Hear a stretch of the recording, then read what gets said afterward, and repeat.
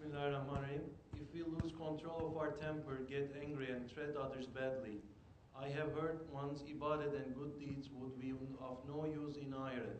Could you elaborate on rights on fellow human beings that are binding on us? Bismillahir. That is a good question. It's a very wide question. I may speak that for half an hour, 1 hour, days we may speak on that. Bismillahir. There are at least two parts to this question. Number one, it is what our tariqat is concentrating on, which is the ego. This tariqat is not concentrating on zikr, ibadat, other things. It is concentrating on sohbat. And the sohbat is concentrating on, for 1400 years in the Naqshbandi way, on the ego, on the nafs. And how the nafs is the root of all evil. That if we are not fixing the root, if we are not fixing the inside, then the outside can be very rich, can be very beautiful, but the inside is rotten. It doesn't mean anything. So the man who is making a lot of ibadat, like what we said before, but he's not understanding how his ego, the characteristics of the ego that we inherit from shaitan, anger, jealousy, stubbornness, and what? Arrogance. If you're not understanding the hundreds and thousands of the tricks and traps of these four main characteristics, hundreds and thousands of branches, different ways of arrogance showing. Arrogant doesn't just mean a person is looking very proud. Maybe a person is looking very humble. He's doing everything openly, humbly, but inside he feels that he's better than others. Or he looks down on someone. He thinks he is the best. Hundreds and thousands of subdivisions of that, and if he's not spending time with a shaykh to understand that from himself, he is in the right way, but he has already made a detour. Then that time he may find that on the day of judgment, his book is empty. So now, this tariqat is concentrating on us understanding those four main qualities that we inherit from shaitan and how to get rid of it. Now, about the rights of others on us. It is enough that the saint is saying, it is better in our tariqat to break the Kaaba than to break another person's heart. It is better to destroy the Kaaba than to break another person's heart.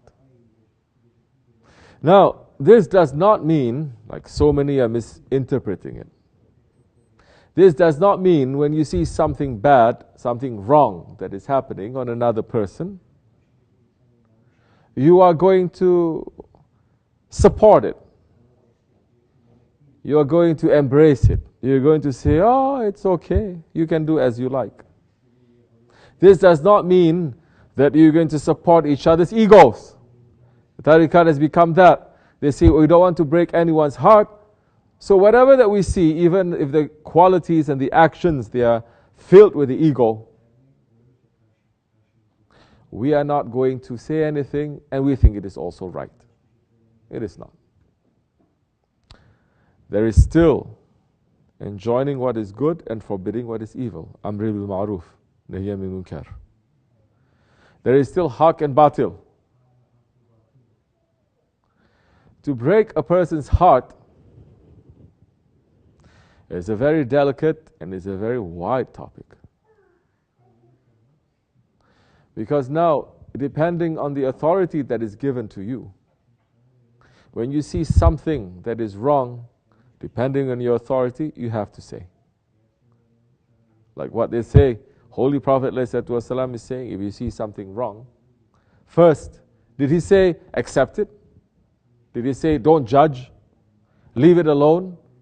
It's okay, support it? Like what so many people saying Sufism, it is what it is.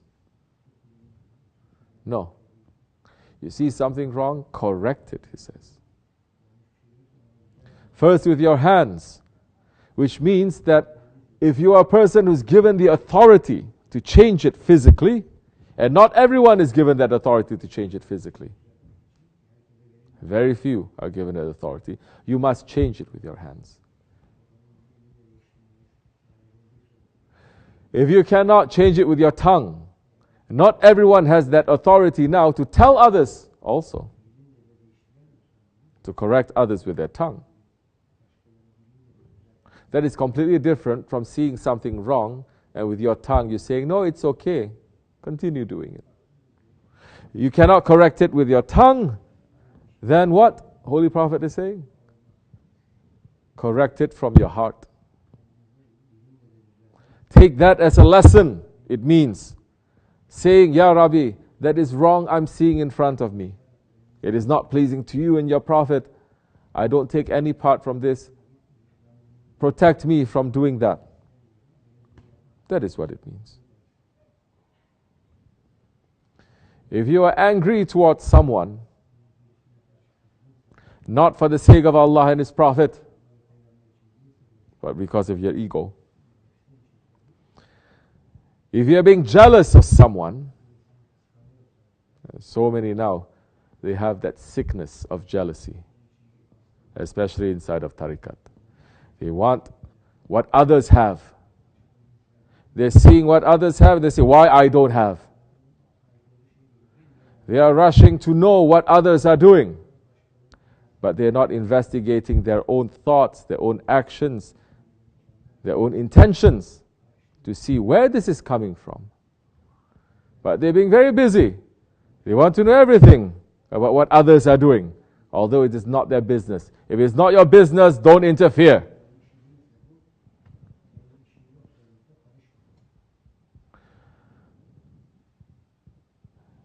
You're being arrogant, and you're being stubborn because of your ego. Yes. That time, what happens when you have all these characteristics? You already share the characteristics with shaitan. You share the characteristics with shaitan. Now, you don't have the authority to correct, to do anything. In your heart, you must say, Ya Rabbi, I don't like this. This is what we're doing. That's why we're pulling ourselves to the top of a mountain. We cannot correct the world. We cannot say anything. But we're saying with our heart, with our intentions, meaning that we are not part of that. And we must be free ourselves from all these wrong characteristics. Because otherwise, you cannot find peace anywhere. If you don't get rid of it, you cannot find peace. You'll not be able to find peace by yourself, in your family, or in a community. You cannot find it. Because now you're always comparing yourself with others.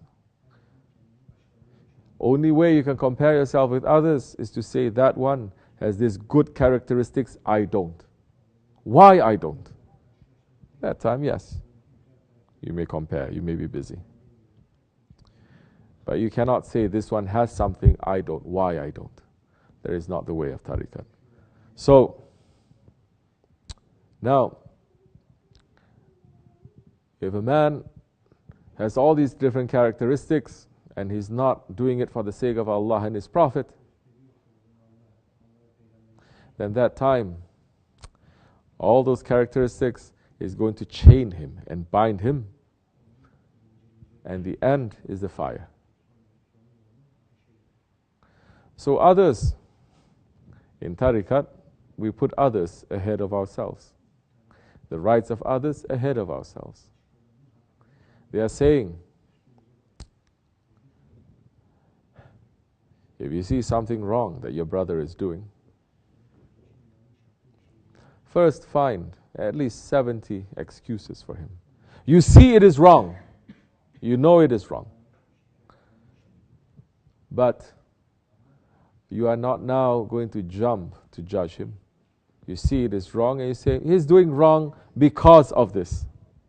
Maybe because of this or because of this or because of this. But you're not saying he's doing right. There's a very fine line there. You're not saying he's doing wrong, but what he's doing is right. No, you're going to say he did wrong, maybe because of this. It's nothing to do with me. Do that. Do that for 40 days, and you'll find so much peace and rest in your heart. And you'll find others looking at you for peace too, because you're not being busy with others. You're just being busy with yourself. The rights of others are before you. How are you going to learn this if you don't live in an Islamic community? Impossible. How are you going to learn this if we don't have an empire? It is impossible. How are you going to learn this if this world is turning with the wheels of capitalism?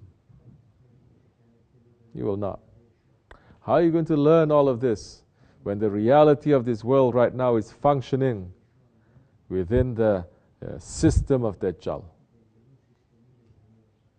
So, you want to be able to have that full experience, pull yourself out as much as you can. Then that time you will feel that yes, what Allah has given to mankind with Islam, it is a system. It is not a private practice. For the whole world, from now until Judgment Day. Assalamu alaikum wa rahmatullah. This much I can say. Bismillahir, Rahmaanir. There are at least two parts to this question. Number one, it is what our tariqat is concentrating on, which is the ego. This tariqat is not concentrating on zikr, ibadah. Bismillahir. If we lose control of our temper, get angry and treat others badly, I have heard once ibadat and good deeds would be of no use in Iran. Could you elaborate on rights on fellow human beings that are binding on us? Bismillahir. That is a good question. It's a very wide question. I may speak that for half an hour, 1 hour, days we may speak on that. But other things, it is concentrating on sohbat. And the sohbat is concentrating on, for 1400 years in the Naqshbandi way, on the ego, on the nafs. And how the nafs is the root of all evil. That if we are not fixing the root, if we are not fixing the inside, then the outside can be very rich, can be very beautiful, but the inside is just rotten. It doesn't mean anything. So the man who is making a lot of ibadat, like what we said before, but he's not understanding how his ego, the characteristics of the ego that we inherit from shaitan, anger, jealousy, stubbornness, and what? Arrogance. If you're not understanding the hundreds and thousands of the tricks and traps of these four main characteristics, hundreds and thousands of branches, different ways of arrogance showing. Arrogant doesn't just mean a person is looking very proud.